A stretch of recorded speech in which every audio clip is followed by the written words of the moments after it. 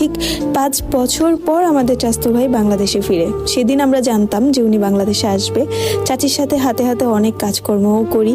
আর হ্যাঁ, এইদিকে চাচি কিন্তু আমাদেরকে দিয়ে কোনো কাজ করাতো না, তবে চোখের একটা লজ্জা আছে যে চাচি সব কিছু একা একা করবে, সেটা আমরা দুই বোন কখনোই করতে দিতাম না। আমরা নিজের বাড়ির মতো করে সব কিছুই গুছিয়ে নিতাম। আর চাচি আমাদের দুই বোনকে খুব আদরও করতো, কারণ উনার অনেক শখ ছিল একটা মেয়ের, কিন্তু উনার মেয়ে হয়নি। মেয়ে হয়েছিল আমার মার, তিনটাই মেয়ে, আর বাকি সব চাচাদের মেয়ে হয়েছিল, কিন্তু আমার এই চাচির কোনো মেয়ে হয়নি। আমার যখন 17 বছর তখন আমাদের চাচাতো ভাই বাংলাদেশে আসে।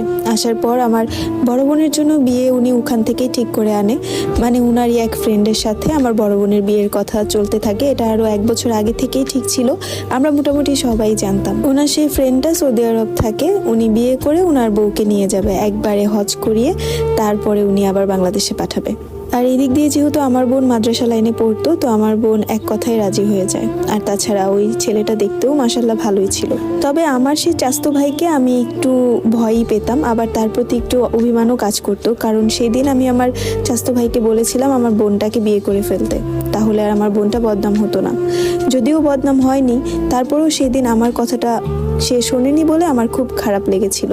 আর সেও আমাদের সাথে কখনো নিজে ইচ্ছায় কথা বলতো না প্রয়োজন ছাড়া। যদি প্রয়োজন হতো সেই সমস্ত বিষয়ে কথা হতো উনার মার সাথে, তবে বাংলাদেশে আসার পর ওনার সাথে তেমন একটা কথা হতো না। কেমন আছি, ভালো আছি, লেখাপড়া কেমন চলছে, এতটুকুই। উনি বাংলাদেশে আসার পর যে সবচেয়ে বড় ঝটকাটা আমাদের লেগেছিল সেটা হলো উনি আসার 7 দিন পর আমাদের মা 7 বছর পর আমাদের বাড়িতে আসেন। সেদিন ছিল আমার বড় বোনের বিয়ে, কাবিন বিয়ে, আর সেটা মসজিদেই হচ্ছিল।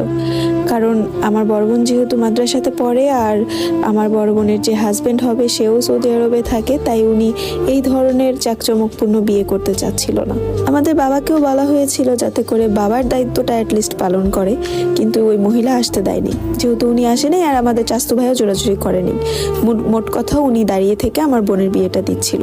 ঠিক সেই সময় আমাদের মা এই বাড়িতে ঢুকে, কিন্তু আমাদের মাকে দেখে আমি আর আমার বোন কেউই কথা বলি না, কারণ আমাদের মার প্রতিও ছিল আকাশ সমান অভিমান। বাবা না হয় খারাপ ছিল, বাবা না হয় বিয়ে করেছিল, মা তো বিয়ে করেনি। মা তো পারতো আমাদের সাথে যোগাযোগ করতে, কিন্তু মা সেটাও করেনি।